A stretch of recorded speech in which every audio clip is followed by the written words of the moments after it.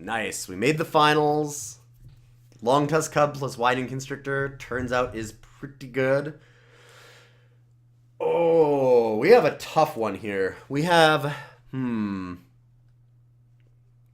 15 lands left in the deck. We're on the draw, which if I was on the play, there's no reason to keep this for sure. But I need to do a quick calculation. It's always a good idea to see. We have 2 draws to get a land. If we get a land, this hand's good. And that gives us a 71% chance. So the odds of drawing 1 or more of 15 cards from 2 draws, because we get a draw on our first turn when we play this, and then a draw for the next turn to try and hit a land. It's 71.02273%. So lose about 28% of the time. I mean, obviously our odds are even higher over 3 turns. Statistics are weird. It doesn't go up each turn that much. Like, my chances of drawing it this turn are slightly less than 50%. And then my chance of drawing it next turn is just barely over 50% if I look at it specifically for that turn. But if I look at the odds of doing both in a row, then it goes down a bit. Yeah, the odds of it, by turn 3, we have a 85% chance of drawing the land. So I'm going to be very risky here and hope that we just hit it. If we hit Swamp especially, it's just dumb. Pacification Ray. If I'm not going to draw a land, something I can actually play is acceptable.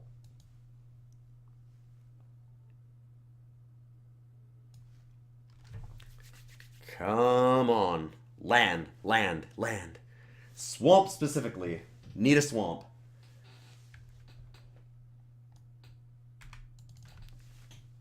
Alright. I believe. I need everybody to send me their energy.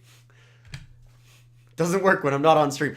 It did it! Yes! Okay, we have a chance. Alright, so we Long Tusk Cub. We can Winding Constrictor or Rush of Vitality at next turn to get through. Like, Rush of Vitality, I guess, because they'll leave back the Augmenting Automaton, maybe. Either that, or we could Cruel Finality. Oh, wow, we can even Pacification Array, right. A lot of things we can do. Don't kill it. Don't kill it. Yes! Alright. Long Tusk Cub gets in.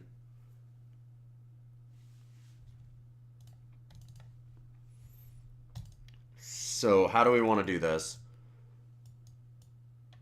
It might be best to just tap that. I could Rush of Vitality. I think I like the Rush. Rush or even just Cruel.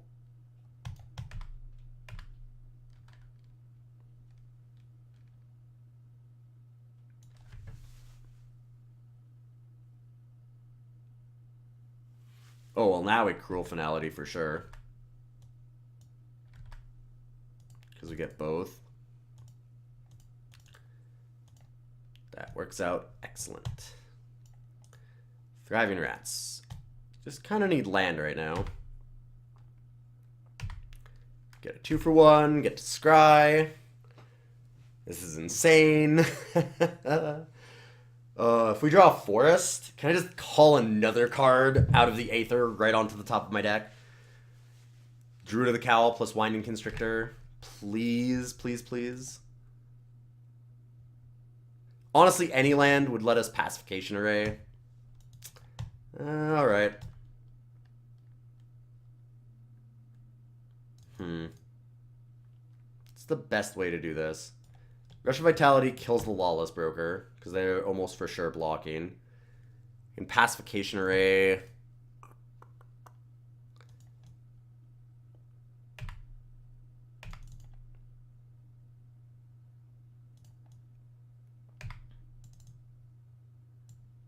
kind of like the Rush.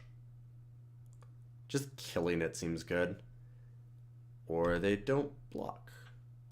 In which case... we play post-combat Winding Constrictor and have a nasty Long Tusk Cub. Feel a lot safer right now if I had an extra land, so we had that Rush of Vitality up. It's very possible that they can just Daring Demolition something.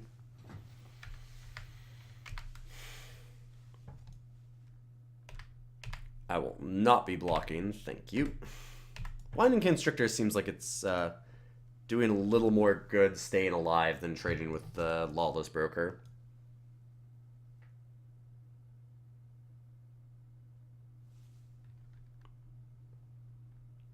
Darn. Alright.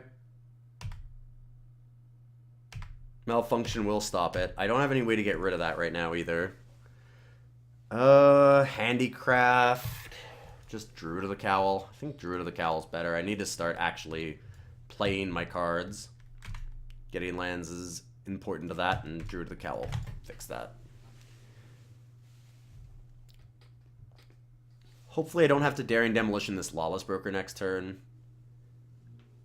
But I could see playing like Durable Handicraft and holding a Pacification Array. Prophetic Prism is, I think, a decent sign for us, because it's unlikely they're going to play too much more after it. They did another land. Yeah, so we're trading 3 for 3. Losing the race currently, but we've got a ton of gas in hand. Ambitious Aetherborn's large and in charge here.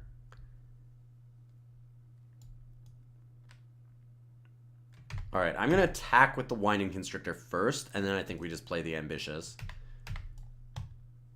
Could alternately, like, try Durable Handicraft and just hold up Pacification Array, attack with the Druid of the Cowl as well. But, I mean, getting a 6/5 down seems slightly better. Mostly because it uses all of our mana efficiently. And when we're tight on mana, it seems like using your mana appropriately is what you would like to do. Certainly is for me. No, it's what I want to do. Maybe somebody else has a different plan, but I want to use my mana efficiently. And I think that's a good way to serve yourself well. Tap out as often as possible. At least in limited. Like, you don't necessarily need to be holding up a lot of mana. And by tap out, I mean also, like, by the end of your opponent's turn. You don't have to do things at non-instant speed to do that. Okay. That's perfectly acceptable. Just get to Daring Demolition it down. They don't care. We don't care about the Lawless Broker. And certainly just Pacification Array it even.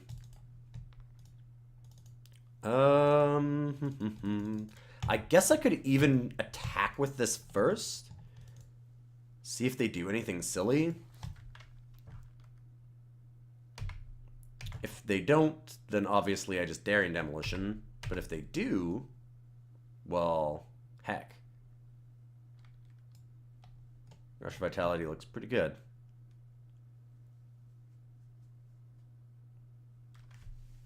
I'm not sure that our opponent can afford to not block here either. Which is a nice spot for us.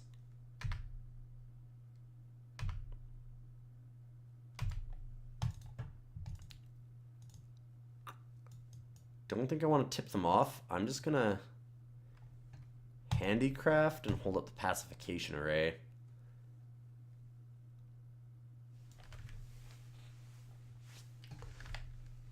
I can take 3 on the backswing from the Lawless Broker.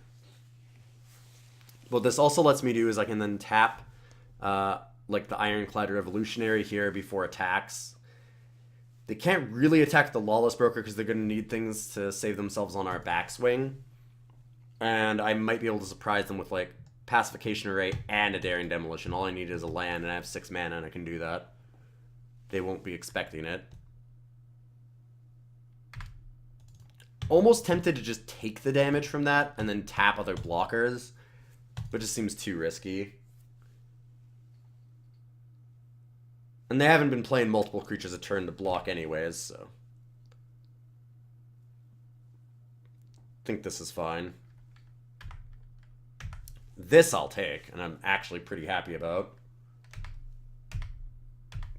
They need 3 blockers if I draw a land to actually live. If I don't draw a land, they just need 2. Or a removal spell. Removal spell that gets around Rush of Vitality, though. Could have Leave in the Dust. Fine, alright. I'm not sure what's happening here. Currently dead on board. But I can't imagine that that's actually the case. They'll have done something. I think leaving the dust? Yeah, I was right. Okay. If it's leaving the dust, what do I want to do?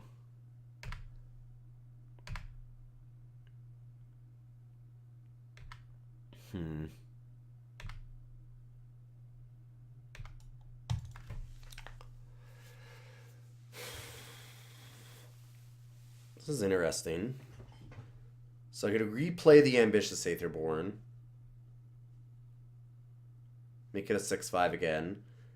I could play High Spire Artisan, make that a 2/5, and hold up Rush of Vitality. Could also just Daring Demolition down the Ironclad Revolutionary, take 3 from the Lawless Broker, and worry about things afterwards. Let God sort them out. I think that's just the safest, honestly.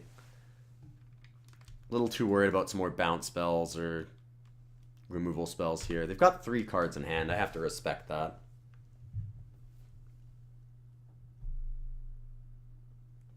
Land would have been really good there. I'd love to still have Pacification Array up.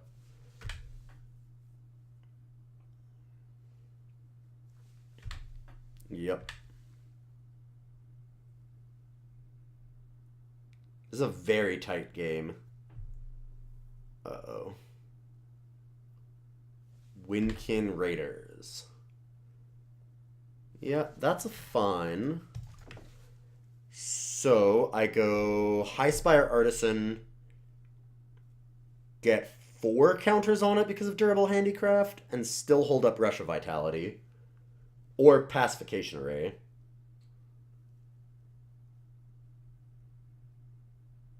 I could also attack Winding Constrictor into the Windkin Raiders here. That's what I like doing first, actually. We're really close to killing them. We want to race here a bit.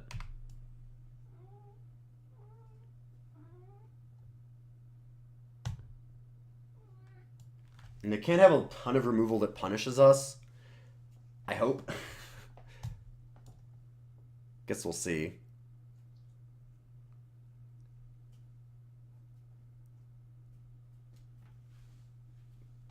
But if they don't block, I don't have to use the Rush of Vitality. If they have a bounce spell for the High Spire Artisan, then I don't use Rush and I just use Pacification Array. And that all seems pretty reasonable.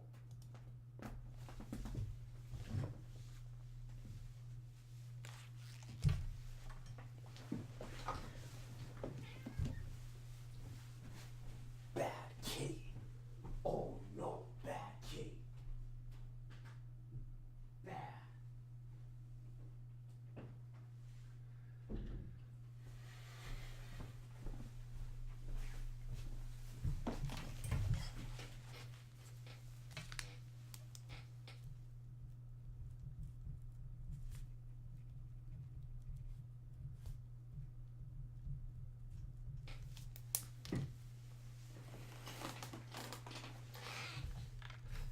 Opponent doesn't block, take the damage, and let's play that High Spire like we said.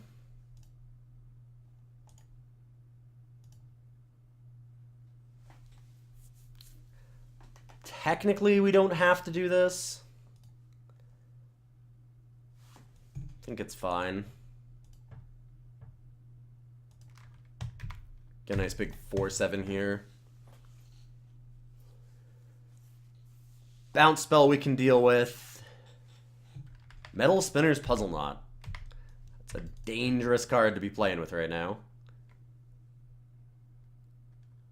I mean, you'll definitely play it because they need to draw a lot of cards. And that's actually a really good sign for us. Means that it's pretty likely they don't have anything.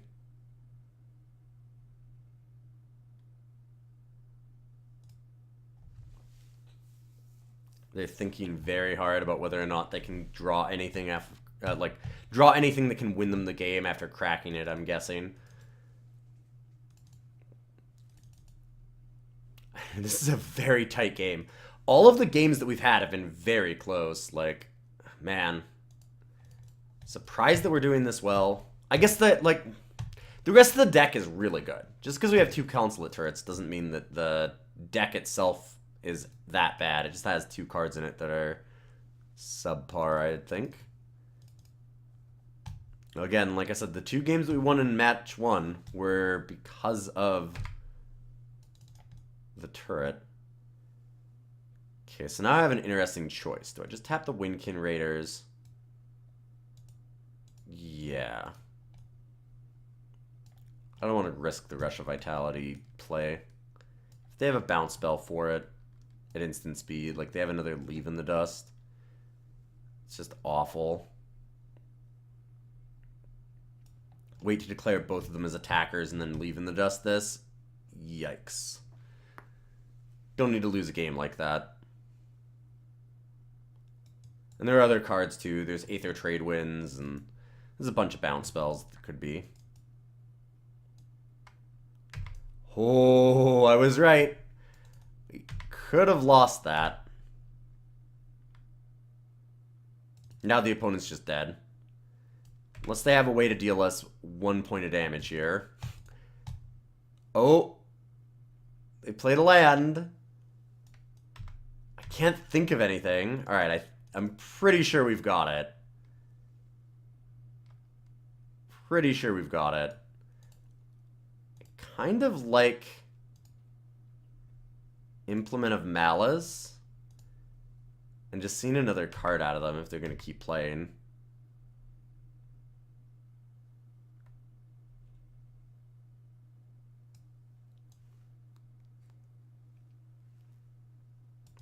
They might have Subtle Strike and think that's good enough.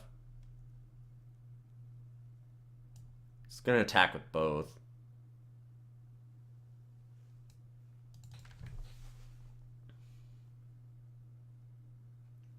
Do they have something else here? They very well could have something. Subtle Strike would do it, except for the fact that we have the Rush of Vitality. So that might be what they're banking on.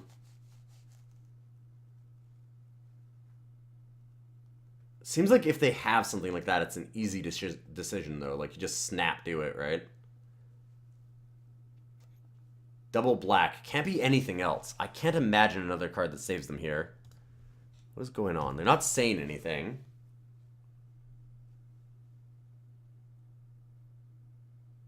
I'm not trying to bad manners them either. I just want to see another card. Like, if they're willing to keep playing, then generally that means they have something.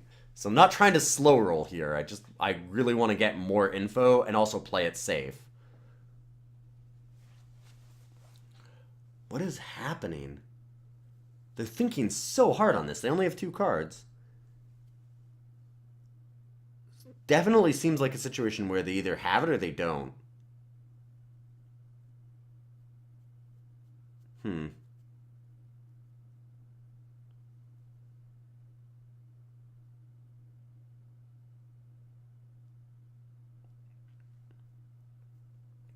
I don't know.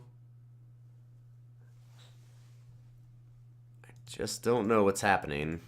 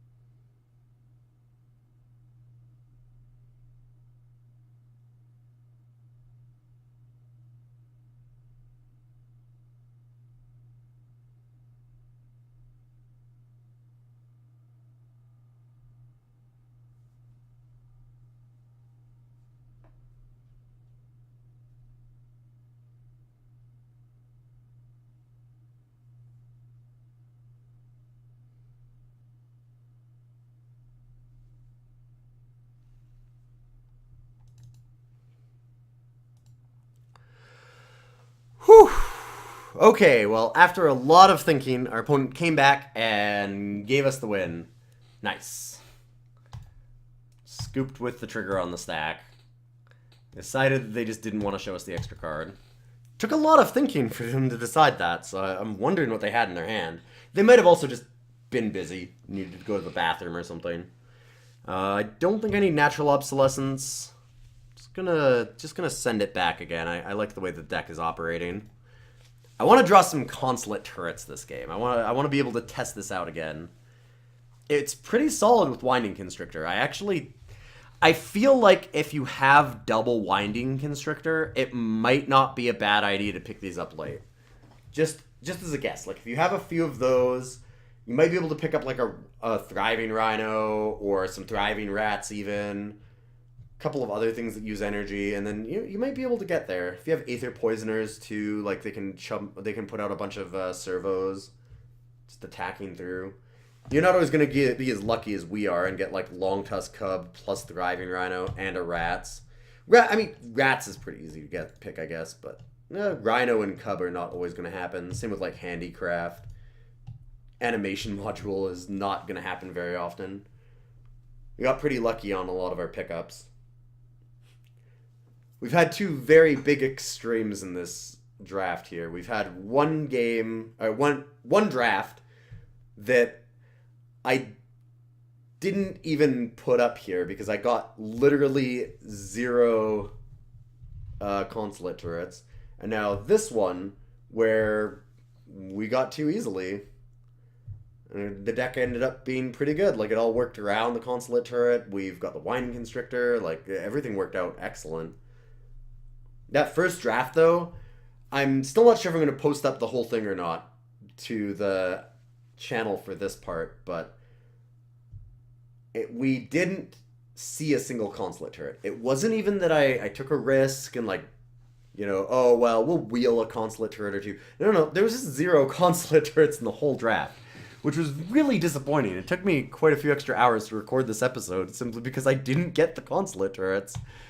I didn't think it'd be hard to get an unplayable common, but I guess that it was a little bit more difficult than I thought. This is a nice one. Druid of the Cowl. Ramp it into Defiant Salvagers. Salvager sacrificing Implement is always solid. And we have the Bandar. As usual with any of the green-black counter decks, you're just sitting there going like, man, how good would it be if we had a Winding Constrictor right now? That's all I can think of. Like, looking at this and I go, man, if I have Winding Constrictor, then I go Constrictor into Bandar. Just start getting value. Sweatworks Brawler. Oof, that's a good one. If I draw Swamp, I could just Daring Demolition it. Not entirely certain that's worth.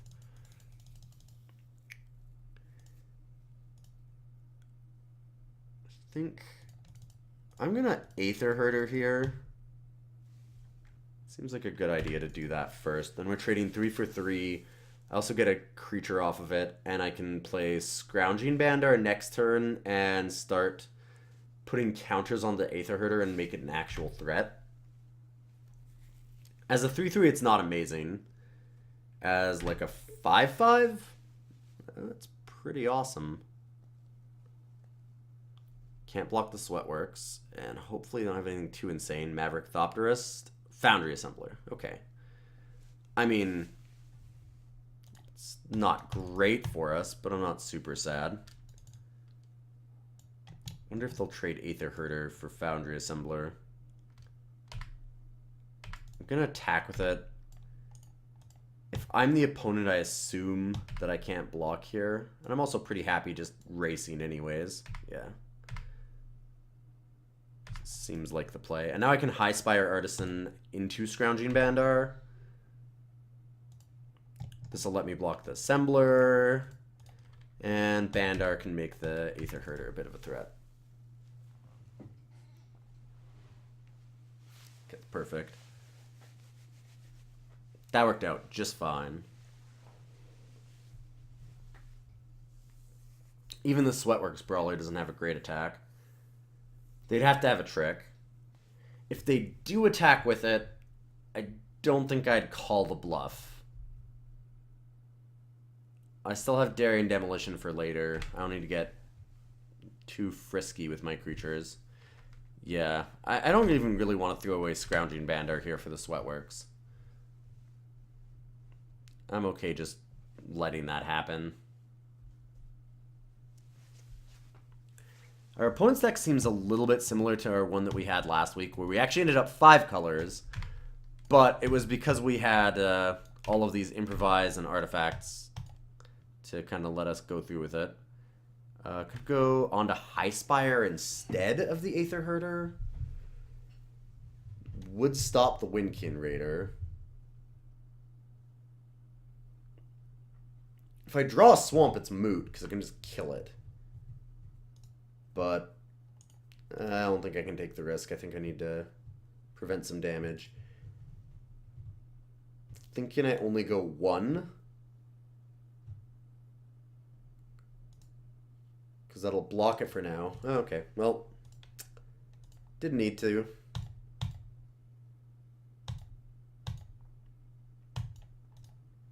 Just kill it. Play the implement and attack with everything but the Highspire Artisan, because I want to be able to block the Foundry Assembler with that. And we've got a pretty good race still.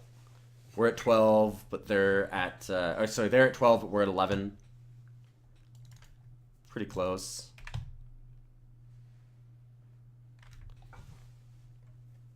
The hand totals are closer too because of Implement of Malice. I can make them discard and draw a card at the same time, so that evens it up very quickly. They go down to 2, I go up to 3. Another Foundry Assembler. Assembling a lot of value. Yes, I'm going to use the counter. At this point, it seems like a good idea.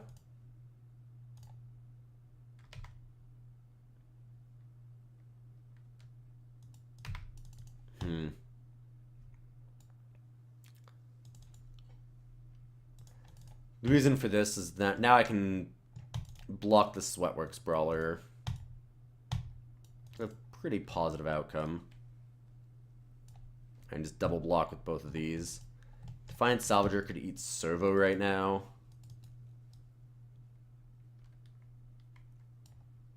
Oh, they discarded Gifted Aetherborn. That seems terrifying, actually. It's gonna pass. I don't need to eat anything until I get Snake down. Hopefully it's coming. I know I said I wanted to see Consulate Turret this match, but right now, Consulate Turret is not the card that I need. It does a little bit with Aether Herder, but I don't think it does enough in this board. I mean, it's stable right now, but with 3 cards in hand, I can see it turning sideways very quickly. Like, this is going to be one of those games where it's either stable for a really long time, or it just blows itself wide open next turn, and we get blown away here. Because, like, I really have nothing in hand. Our opponent's not playing lands with only 4 in play, so I'm gonna guess that they have something. Probably some 5 and 6 drops. And more card draw. Maybe a removal spell like Ice Over or something they're not really willing to use yet or can't use yet.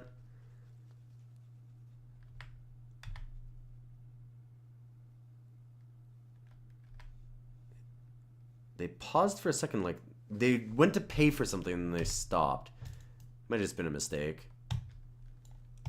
Pacification Array is nice. Does continue to slow things down. I might actually be happy with the Consulate Turret now. With the way things shaped up, Consulate Turret would have definitely been better than land anyways. I mean, instead of this forest, I would love a Consulate Turret.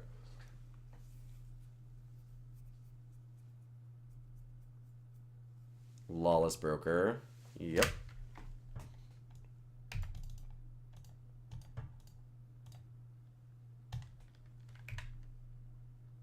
opponent's nowhere near attacking us. Iron Tread Crusher. It's a solid card. Does trade for 2 things on our opponent's side.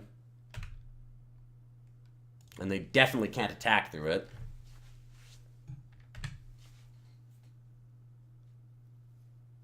Alright. I mean, it's a stable board. This is where Consulate turrets will actually do work. Especially when they're only at 11 life. I mean, it takes a long time for that to happen, but it does slowly provide pressure and reach. Resourceful Return. Can still stop that. To get to draw another card, though. God, there's a lot of card draw on their deck. I love this deck right now. They're super low on lands. Like, 4 lands in the top 19 cards? Goodness. I have to say, it's got to be kind of annoying to be the opponent.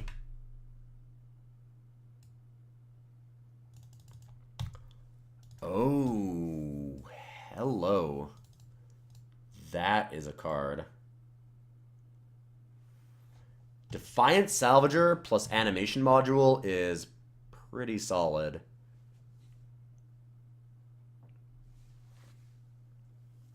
Seems good.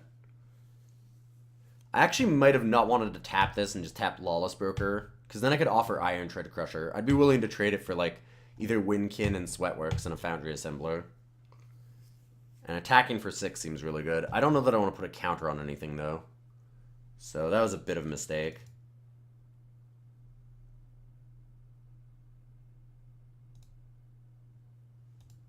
One problem is I do have to use this immediately.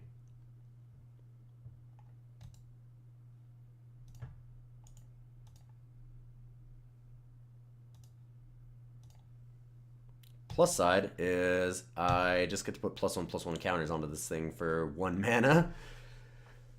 It's a pretty big plus side, to be entirely honest.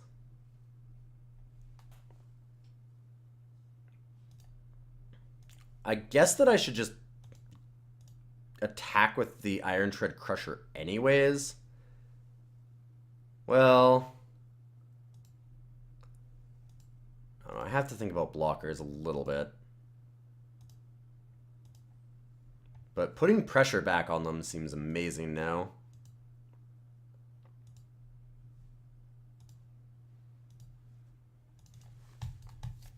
So got a 7/7. Can tap the Aether Herder to crew the Crusher. Attack the Crusher. Attack back. Tap this. Leave this to block here. So block. Chump block if I have to. Don't really want to, but if I have to. Sweatworks, double block. Yeah, that seems fine. And I still have Defiant yeah. Or double block with, sorry, Defiant Salvager and Highspire. I wouldn't have the Aether Herder. Hope they can't kill the Pacification Array. It looks like they're mostly blue-black based on game 1, so I'm hoping that they won't have any way to kill it.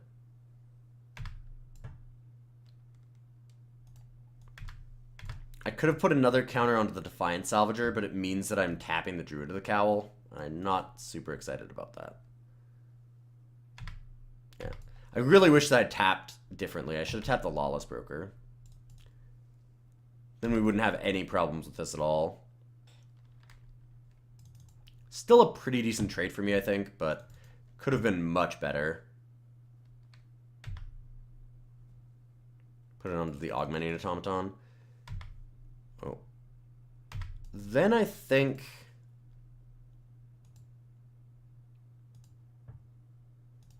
Sure, why not? Get one more. One more seems okay then. Because Druid of the Cowl isn't blocking Automaton anymore. It's not blocking Foundry Assembler. It's really not blocking anything. I don't really feel like I want to chump with it. If I have to, well, that's awkward, but doubt that that comes up. Inspiring Statuary. This is a very cool deck. I wonder if they have a Metalwork Colossus.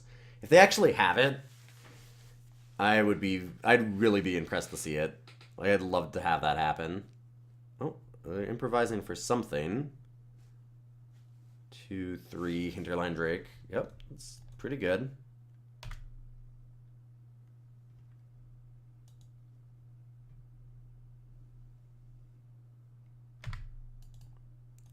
Actually think I tapped the Sweatworks Brawler. Windkin Raiders can't attack through High Spire Artisan. I have to double block the Brawler, so that's the bigger threat.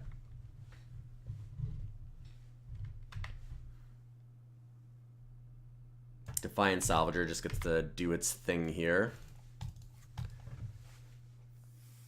They have 4, 5, 6, 7, 8, 9, 10, 11 to stop the Defiant Salvager.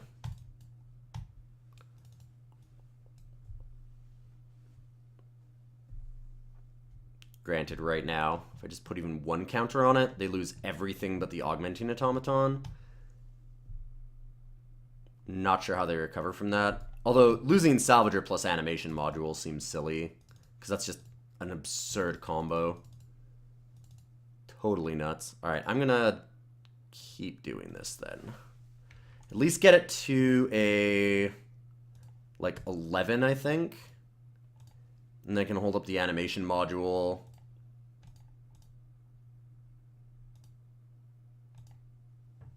And they can't reliably block it.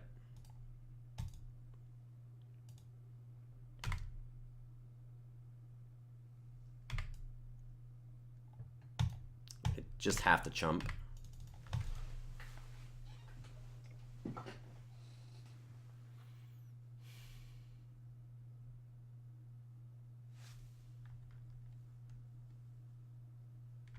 Yep.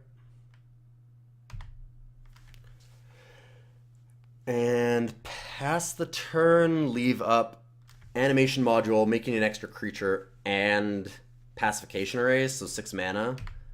I think that's better than playing Thriving Rats, honestly.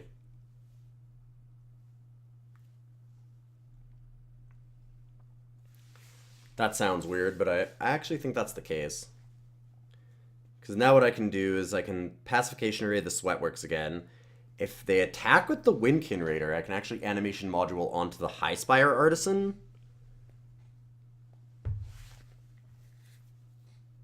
And then I just get to eat it.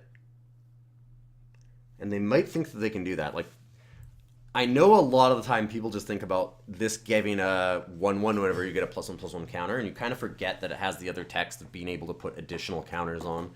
I've seen people forget that more often than they should. All they have to have is like a Daring Demolition or a Tidy Conclusion, though, and this game changes a lot. All of our eggs are in one very fragile basket. It's a big basket, but it is also fragile. Dark Intimations. Well, discard, sacrifice. Alright.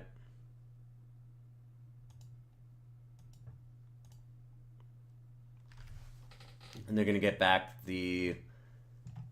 probably the Gifted Aetherborn. They have to, right? Because that actually deals with the Defiant Salvager. Kind of.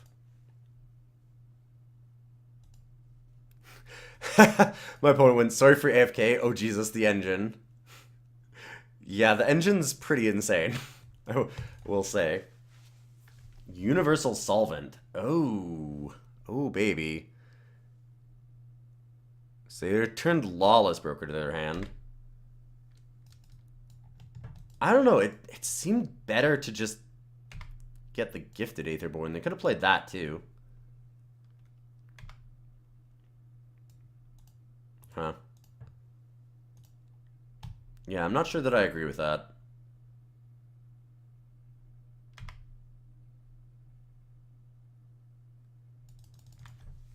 Please attack. Please, please attack.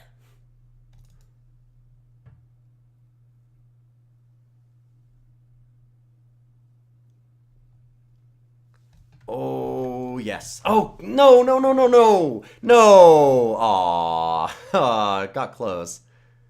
Thought we actually got there for a second. Darn.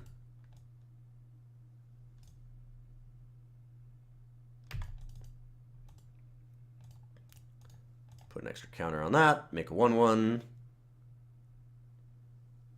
We're still winning this game pretty handily. Let's... Oh my god.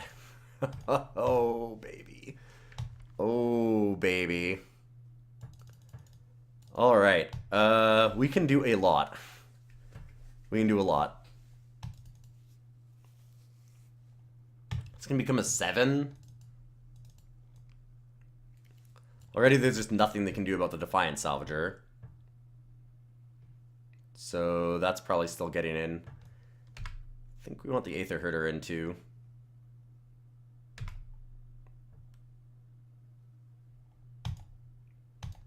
This is pretty dumb. I wish we had energy. Just get stupid on all levels. With this becoming a 7, it's hard for them to block that too. They have to trade some pretty good creatures to kill it.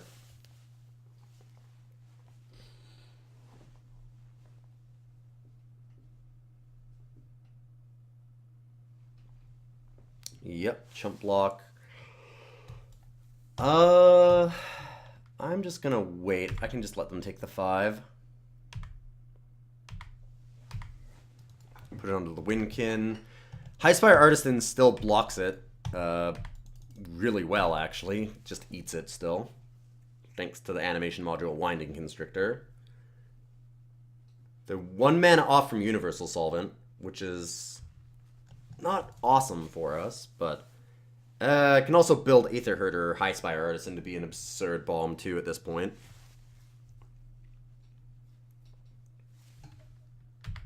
I guess that I could have just sacrificed the servo a whole bunch more again, but this is already big enough that I don't think it makes a difference. They're at 6 life. They don't have anywhere near 11 power on the board to stop this.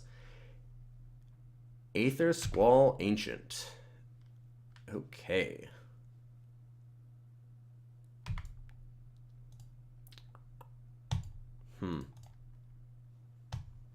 Could still have a game here.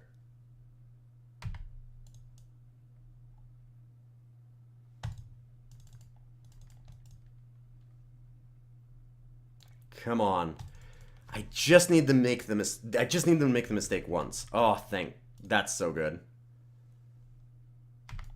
Yep, that's not gonna help him.